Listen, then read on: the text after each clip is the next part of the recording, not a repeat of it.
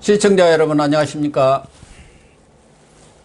3월 9일 대선일 시사정담 시작하겠습니다.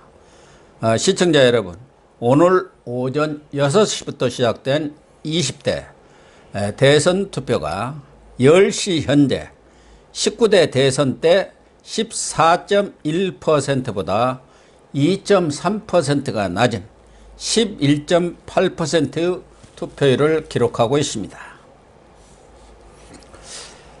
유권자 모두가 꼭 투표장에 나오셔서 귀중한 주권을 행사해 주시길 거듭 부탁드리면서 이종근 전 데일리안 편집국장님과 대선일 움직임을 정리하도록 하겠습니다. 이 국장님. 네, 안녕하십니까?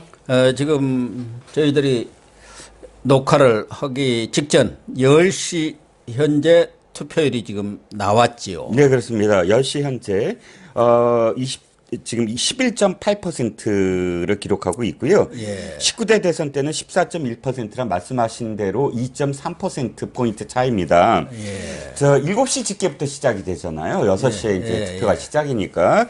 7시는 2.1대 2.5로 0.4%포인트가 낮았습니다. 그런데 시간대별로 조금씩 벌어지는 느낌이에요. 예. 8시에는 5.0, 5.6으로 0.6%포인트. 그 다음에 9시에는 8.1과 9.4, 그러니까 1.3%포인트. 시간대별로 조금씩 벌어지죠. 그러네요. 그리고 이제 10시 집계가 2.3%포인트인데, 지금 11시를 향해서 가고 있습니다. 그리고 가고 있습니다만, 격차가 현재까지는 줄어들지 않고 있습니다.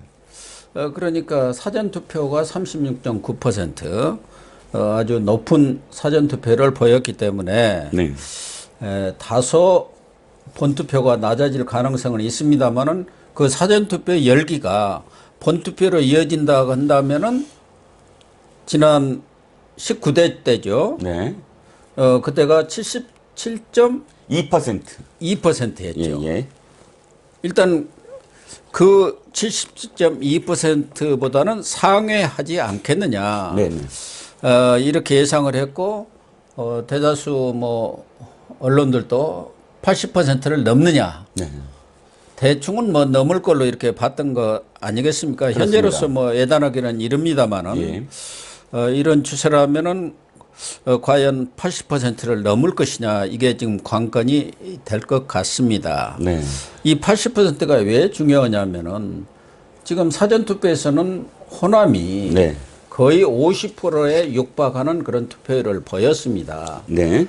그렇다고 한다면은 이제 본투표에서는 사전투표에서 투표율이 저조했던 영남권들이 네. 본투표에 나와줘야 그렇죠. 투표율이 올라가는 거 아니겠습니까? 그렇습니다. 기존에 선관위의 그 여론조사 보면 한 86%가 반드시 투표하겠다고 했고 일반 언론조사에서도 90% 이상의 투표율을 하겠다는 그런 의사를 표명을 했기 때문에 네. 80%는 가볍게 넘지 않겠느냐 했는데 지금 오전 추세로 보면은 상당히 걱정이 되는 그런 투표율 아닙니까? 네, 특히 그렇습니다. 80%가 중요하거든요. 그렇습니다.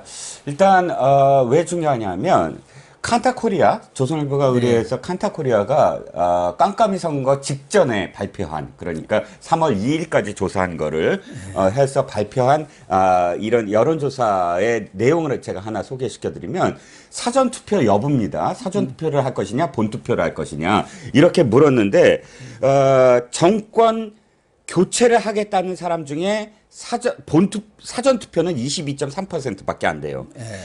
본투표가 65.8%입니다. 그리고 정권을 승계해야 된다.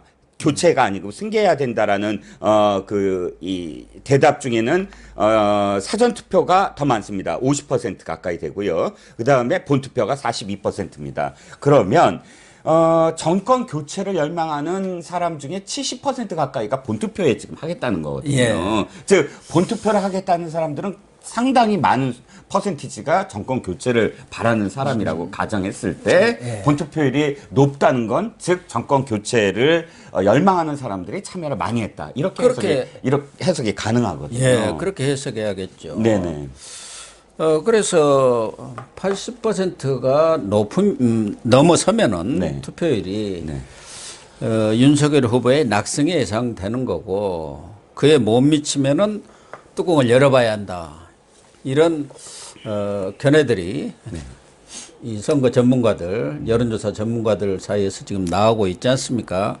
그래서 이 80%를 넘느냐, 못 넘느냐 이게 중요한 관전 포인트가 되고 있는 것이죠. 네, 그렇습니다. 한 가지 그래도 이제 희망적인 그런 분석을 한다면 19대 때가 25% 내외였습니다. 사전 투표가 25%보다 낮았을 거예요. 그러면 70% 가까이 되려면 50% 가까이 돼야 되거든요. 근데 이번에 사전 투표가 거의 40%에 육박해요. 36.9%입니다.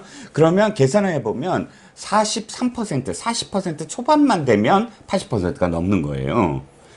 그래서 지금 한 5% 내외로 지금 올라가고는 있는데 전체적으로는 40% 초반대는 충분히 달성하지 않느냐라고 지금 예상을 하고 있습니다. 어쨌든 이 투표율이 매우 중요하다는 것을 여러 차례 얘기했고 뭐 윤석열 후보나 국민의힘에서도 꼭 투표를 해달라 이런 부탁을 마지막까지 지금 하고 있지 않습니까? 네. 다만 이준석 대표가 그 여의도 연구소 국민의힘 산하에 있는 여론조사 기관 아닙니까? 네네. 거기서 나온 자료를 가지고 뭐 10%가 차이가 나느니 뭐느니 그런 얘기를 할 필요가 없는 거거든요. 그렇게 되면 벌써 이완이 되지 않습니까? 네. 그러니까 약자 동정 심리가 사실 대세 편승 심리보다 더 결집할 수 있다라는 거 아니겠습니까? 그러니까 언더독이냐 밴드웨건이냐를 선택을 한다면 지금 오만하게 비추는 것보다는 겸손하게 그리고 또 그럼요. 절박하게 비춰지는 것이 이 투표율을 높이는데 결집하는데 지지자들 결집하는데 더 올바른 어떤 그런 이 전략이 아니었을까 하는 아쉬움이 있는 거죠. 마지막까지 조심하고 겸손한 모습을 보여야 합니다. 이번 또 투표에서는 윤석열 후보가 과반 득표를 해야 네. 압도적 승리라고 하는 것이죠. 윤석열 후보도 압도적으로 이 승리를 해야 이 민주당의 180석, 민주당 자체는 172석입니다만 네. 무소속까지 합치면 한 180석 정의당까지 다 180석 합치면 됩니다. 180석 넘죠. 예. 그런 이제 집권을 하면 그쪽이 이제 여소야대 정권 아닙니까? 네. 네. 그렇기 때문에 대선에서 적어도 50% 이상 확실한 승리를 거둬야만이 식물 정권이랄까 또 거대 야당의 발목을 잡혀가지고 휘둘리지 않는 그런 국정 운영을 할 수 있다 이런 얘기를 여러 차례 했었는데 과연 이번의 경우 50%를 넘을 것이냐 이게 이제 관건 아니겠습니까? 그렇습니다.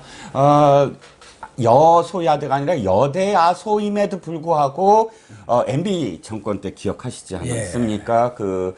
광우병이라는 이 비과학적인 이 유언비어를 통해서 한 6개월 내내 이 정권을 흔들다 보니까 동력을 상실해서 5년 내내 끌려다니는 그런 상황이 돼버렸습니다. 그걸 또 기획을 하고 있고요. 그렇다면 교수님 말씀처럼 왜 과반이 중요하냐면 여소야대에 맞설 수 있는 가장 큰 무기가 뭐겠습니까? 국민 지지율이에요. 그럼요. 국민들이 이렇게 지지하고 있다 했을 때 그렇게 다수에 의한 횡포를 부릴 수가 없는 것이거든요. 그렇기 때문에 과반 넘는 그런 득표율을 받고 그 다음에 출범 때부터 높은 지지율을 보이면서 그 지지율을 계속 유지하면서 이 야대의 횡포에 맞서게 만들려면 지금 그냥 이길 거야가 아니라 확실하게 이겨야만 한다라는 절박감이 있어야만 이 윤석열 정권이 만약에 정부가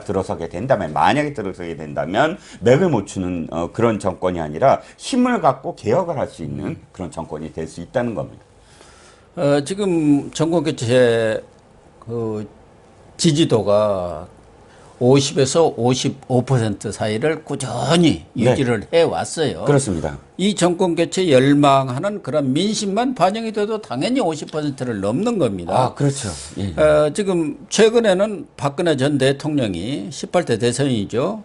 51.5% 5에서 5.16이라고 했습니다. 5.16. 예. 참, 그때도 기이하다. 5.16 군사혁명 아버지가. 득표율이 딱 5.15, 예, 그렇게 됐었고, 57.6%가 됐죠. 당시 문재인 후보가 48.02.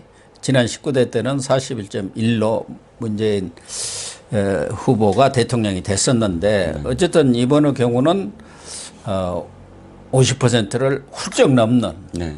그런 과반 득표를 해야 하지 않겠나 그런 얘기고, 윤석열 후보도 어제 뭐 시청 앞 광장 연설에서도 내 지지자는, 나의 후원자, 정치적 지지 세력은 국민이다. 네. 나는 누구한테 빚진 바 없다. 네, 이렇게 얘기하면서 야당이 무슨 발목을 잡겠다, 식물 대통령 만들겠다, 무슨 탄핵을 하겠다 하는데 전혀 겁낼 것 없다. 국민이 지지하는데 내가 겁낼 이유가 뭐가 있냐, 그렇게 얘기했지 않습니까? 그게 네. 바로 과반 이상의, 그렇습니다. 과반의 네. 그런 득표율을 해달라는 그렇죠. 호소 아니겠습니까? 예. 또 하나는 과연 지역구도가 어느 정도 깨질 것인가. 네. 지금 호남 득표율을 국민의힘 또 윤석열 후보 측에서는 20% 이상 얻었으면 좋겠다는 희망을 늘 표력을 했어요. 네, 그렇습니다. 그러나 한 15%만 얻어도 다행하니까 그런 생각들을 하는데. 그건 기록이죠. 기록이고요. 이번에 왜 그러냐면 사실 좀 안타까운 건 박근혜 정부가 이제 들어서고 그 직전, 그 박근혜 정부가 들어서기 직전부터 지역구도가 서서히 허물어지기 시작했거든요. 예. 기억하시겠지만 호남에서 최초로 정말 이정현 의원을 비롯해서 정운천 의원 두 사람이 탄생을 했고, 또 영남에서도 대구에서 홍일학 의원, 김부겸 의원이 연달아 이렇게 쭉 탄생을 하면서 서로 간에 그런 고착화된 그 지역 구도가 깨지는 게 아니냐. 그리고 또 박근혜 정부 시절에 동서화합, 그래서 옛날 그 하나갑, 한광옥, 옛날 그 총재를 비롯해서 예, 동교동계와 이 박근혜 대통령의 어떤 화합이 자연스럽게 또 이루어지고 위원회도 열리고 뭐 그랬던 것으로 기억을 합니다. 그런데 한강호, 하나가 그런 분들이 네. 다 이 박근혜 정부의 진영으로 넘어왔고, 예. 한강호 대통령 비서실장 있죠, 마지막, DJ. 예. 그분도 이쪽에 넘어서 국민통합위원장을 하다가 또 마지막에 비서실장까지 했지 않습니까? 했죠. 그런데 그것이 이제 무너져서 완전히 진영 대결로 치닫고 있습니다. 그런데 이번에는 두 가지죠. 호남에서 국민의힘이 왜 이 두 자릿수 이상을 지금 기획하고 있냐면 세대입니다. 세대. 2030. 그러니까 2030 지역을 뛰어넘어서 이 세대 2030이 아니야, 할아버지의 어떤 지역이 중요한 게 아니라 내 삶이 중요하고 내 미래가 중요해라고 호남에서의 2030 세대의 반란이 이루어지느냐에 대한 문제. 지금 전체적으로 2030은 지금까지의 문법과는 전혀 다르잖아요. 진보, 나한테 꼭 진보를 들이대지 마. 그 다음에 나한테 꼭 지역, 뭐 지역의 유산을 들이대지 마. 뭐 이런 반란의 조짐이 있다는 겁니다. 그리고 사실상 기억하시겠지만 광주에서 쇼핑몰 얘기 있잖아요. 예, 복합 쇼핑몰. 복합 쇼핑몰 이것이 역풍이 부른 거예요. 그러니까 당장 그 민주당에서 5.18 정신을 훼손한다느니, 응? 뭐 이 갑질, 그러니까 지역 상공인들, 이제 사용업자들에게 갑질을 하는 그런 정책이라느니. 그런데 바로 역풍을 맞은 게, 이재명은 말이야, 경기도에서 쇼핑몰 유치하려고 눈에 불을 켜더니, 광주에서는 안 돼? 그 말이 되느냐? 그리고 우리한테 진짜 절실하게 필요한 게 중요한 것이지, 당신들처럼 이념이라든지 뭐 이런 걸로 재단하기 싫다. 이런 움직임들이 호남에서 얼만큼 이 국민의힘의 지지를 보낼 것인가가 관건이고, 영남에서의 이재명은 아마도 최초로, 그러니까 민주당 정권 최초로 영남권, 즉 TK 출신의 후보를 내세웠다는 거예요. 그렇죠. PK는 안동 있었지만, 아닙니까? 고향이. 안동. 그래서 이 첫날 그러니까 이재명의 출사표 던지고 처음 간 게 안동이에요. 예. 그 안동에서부터 출발을 했다고 할 수가 있죠. 그만큼 안동을 중심으로 해서 TK를 공략을 해왔는데 그 민심, 우리 이쪽에서 지금 나온 후보야라고 안동을 중심으로 해서 TK가 얼마나 그것을 받아들여 줄까. 이게 핵심이라는 겁니다. 관심이 있죠. 예. 어쨌든 이런 지역 구도가 과연 이번에 좀 깨지느냐. 사실은 뭐 지역 구도, 뭐 지역 감정이랄까 이런 것은 거의 최근에는 희석이 됐어요. 꼭 선거 때만 나타나는 것이지 대다수 특히 이제 뭐 2030 젊은 세대로 내려가면은 네. 그런 감정들이 거의 없습니다. 예, 그렇죠. 그건 거의 완화가 됐는데 그렇죠. 선거 때 이걸 또 정치인들이 부추기면서 이 지역 감정, 지역 구도가 되살아나는 그런 악순환을 거듭하고 있는데 이번에는 그런 것이 좀 완화될 가능성이 높지 않느냐. 또 다른 변수는 이제 관전 포인트랄까 2030 표심입니다. 맞습니다. 2030이 특히 20은 뭐 윤석열 후보 쪽으로 이렇게 기울었고 30은 좀 이렇게 경합하는 네. 그런 상황이었거든요. 특히 지금 민주당에서 이야기하는 것은 2030의 여성표, 이른바 이대녀들이 움직였다, 네. 마음을 열었다, 뭐 이런 얘기거든요. 그래갖고 이 이대녀들의 투표율이 중요한 변수가 될 것이다. 여기서 많이 투표율을 올려놓으면은 그동안 벌어졌던 격차가 거의 좁혀진다, 박빙으로 간다, 뭐 이런 얘기 아닙니까? 네, 그렇습니다. 그런데 그게 사실 희망사항인 게 분석을 해보죠. 이대남은 결집한 게 맞아요. 예. 이대남은 자신들이 피해자라고 인식하고 있습니다. 그렇기 때문에 더 적극적으로 분노의 어떤 표심이 지금 뭉쳐지고 있는 것이고요. 상대적으로 지금 이대녀들이 결집하고 있느냐, 결집했었느냐를 일단 놓고 봤을 때 만약에 이대녀가 결집을 한다면 정의당의 지지율이 높아야 돼요. 네. 정의당은 처음부터 페미니즘 정당을 표방하고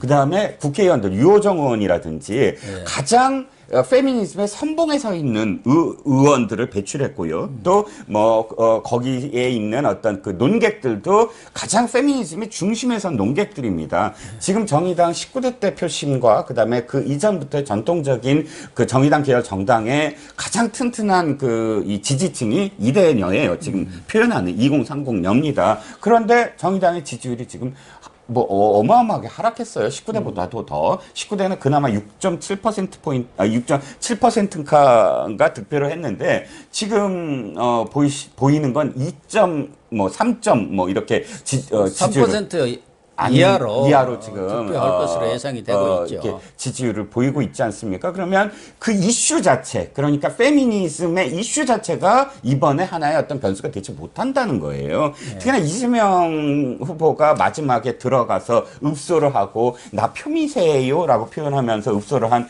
여시라는 그 커뮤니티는 사실 남성 혐오가 가득한 곳이에요. 그 안에 표현을 보면 우크라이나에 한남충을 보내야 된다. 한남충이라는 게 남성 혐오 표현이거든요. 네. 한국 남성 벌레들. 그러니까 한국 남성의 벌레라고 표현하는 그런 그 표현을 함부로 쓰는 그런 그 커뮤니티예요. 거기에 읍소를 하면서 나 지지해달라고 한 게 도리어 더 지금 2030을 부추길 수 있는 그런 요소가 될 수가 있다는 거죠. 예. 어쨌든 이 세대별 표심, 네. 뭐 40 이상은 거의 정해진 것 같고요. 그렇죠. 2030의 표심도 중요한 변수고 그 중에서는 특히 이대녀들의 표심이 어떻게 작동을 할지 이게 관심사고 또 하나는 코로나 변수입니다. 네, 그렇습니다. 이게 지금 오늘 32만 6,834명으로 30만을 훌쩍 넘어섰어요. 그렇죠. 도대체 이 정권은 그동안 K-방역이다 뭐다 해갖고 그렇게 홍보를 해대더니 지금은 완전히 풀어버렸지 않습니까? 이 코로나를 가지고 사람의 목숨을 가지고 도박을 거는 거예요. 이 문재인 정권이. 정치에 이용한다라고 예전부터 이야기했을 때 저는 반박을 했습니다. 그럴 수는 없다. 그건 인륜에 대한 문제 아닙니까? 예. 그런데 지금 정부가 하는 것 그리고 지난 사전투표에서 보여줬던 확진자들에 대한 그 투표 방식을 들여다봤을 때 저도 정말 분노를 표출할 수밖에 없어요. 이건 그야말로 박빙, 그러니까 몇십만 표 차로 선거가 결정될 수도 있는 그런 선거에서 30만이 넘는 확진자를 방치했다는 건 그중에서 정말 아픈 분들, 진짜 선거 투표장에 못 가는 분들도 생길 수 있고, 또 아예 거동을 못 하더라도 내가 갈까 말까를 고민하고 있는 분들도 많을 테고, 그리고 1시간 반에 그걸 또 때려 넣었잖아요. 6시부터 7시 반 사이. 그러면 얼마나 불편합니까? 자기가 원하는 시각에 갈 수도 없는 거잖아요. 이렇게 해서 30만이 넘는 확진자들을, 또 더군다나 이 자가격리로 아직 그 전에 확진자로 되신 분들 중에 자가격리가 풀리지 않은 분들까지 포함한다면 어마어마한 숫자가 확진자로서 투표장에 나갈까 말까를 고민하게 만드는 이 현실, 이건 정말 있을 수 없는데, 사전 투표에서 보여줬던 거 있잖아. 확진자들에게 어떻게 대우하고, 유권자 중심이 아니라 자신들의 행정편의, 투표 그 선관위 행정편의로 그렇게 이 룰을 만들고 규칙을 만들었다라는 것도 확진자로서는 내가 가서 이런 대우를 받으면 어떡할까, 이런 고민을 하게 만드는 거지 않습니까? 그러니까 이번에 선거가 끝나면 누가 이기든 상관없이 이 문제, 선관위의 행태와 이 정부의 방역 대책에 대해서는 정말 엄중하게 따져 물어야 된다고 저는 생각을 합니다. 확진자 중에서도 특히 고령들 이런 사람들은 웬만하면 투표를 안 가지요. 그러니까 가죠. 이렇게 풀어놨다. 모든 걸 지금 풀어버린 거 아닙니까? 그동안 그렇게 옥죄였던 이유는 그럼 무슨 이유가 있느냐? 전혀 상반된 짓을 지금 벌이고 있는 거 아니냐, 이런 비난을 받아도 싼데, 마지막으로는 이제 야권 단일화 효과, 그러니까 윤석열 안철수 효과인데, 배지대 강병호 교수가 이 빅데이터 분석을 주로 하시는데, 그 효과 분석을 했던데, 윤석열 후보로, 그러니까 안철수 후보 지지자가 윤석열 후보로 56.1%, 이재명 후보로 31.4%, 기타로 12.5% 이렇게 나왔더라고요. 그래서 단일화 효과가 있네 없네 하는데, 이 빅데이터 분석으로 보면은 그래도 윤석열 후보 쪽으로 상당한 유리한 플러스 효과가 나타나지 않겠느냐. 민심이 거기가 없으면은 이 단일화가 될 수가 없는 거 아니겠습니까? 그렇죠. 그러니까 이 6%라고 한번 가정을 해보죠. 평균 그거보다 낮았던 것도 있고 높았던 것도 있으니까, 안철수 후보의 지지율이 6%라고 했을 때 3%가 윤한테 가고 2%가 이재명한테 가고 1%가 심상정한테 또 투표를 안 할 수도 있고, 그렇다면 3대2 아닙니까? 그러면 그 직전까지 오차범위 내에서라도 2% 내에서 3% 이상 지금 윤석열이 앞서고 있는 게 대다수였는데, 거기서 3, 2 더하면 어쨌든 1%포인트 이상 더 효과가 있다는 것이고, 그 1%가 오차범위 바깥으로 만들 수 있는 굉장히 중요한 의미 있는 것 같고요. 사실 빅데이터 분석보다 더 중요한 게 있습니다. 안철수의 표가 어디로 가느냐보다 더 중요한 건 이거예요. 50%가 넘는 정권 교체에서 윤석열을 지지하는 게 40% 초반대라고 한다면 10%포인트는 도대체 왜 윤석열을 안 하느냐? 이유는 딱 한 가지입니다. 안철수가 믿음직해서가 아니라 윤석열로 될까?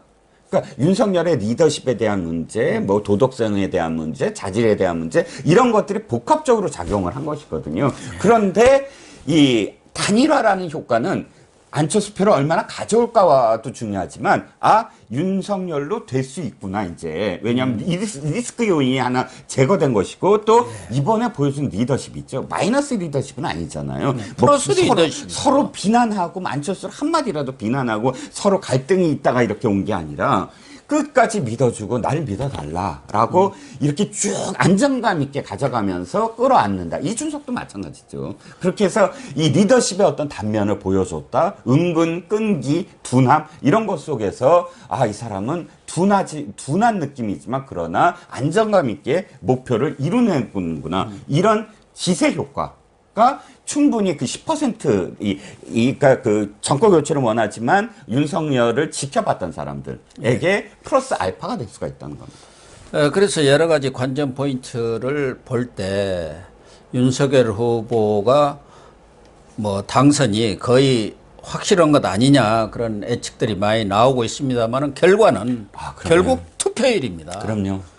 우리 국민들이 모두 투표장에 나가서 한 표를 행사해 줘야만이 실제 상황이 되는 거예요. 지금까지는 뭐 여론조사다 무슨 빅데이터다 이런 것은 조사상으로 나오는 거고 그렇죠. 투표함을 깠을 때 그 실제 상황은 투표를 했느냐 안 했느냐로 결정이 되기 때문에 거듭 말씀드리지만 오늘 투표를 좀 많이 해 주시기를 당부를 드립니다.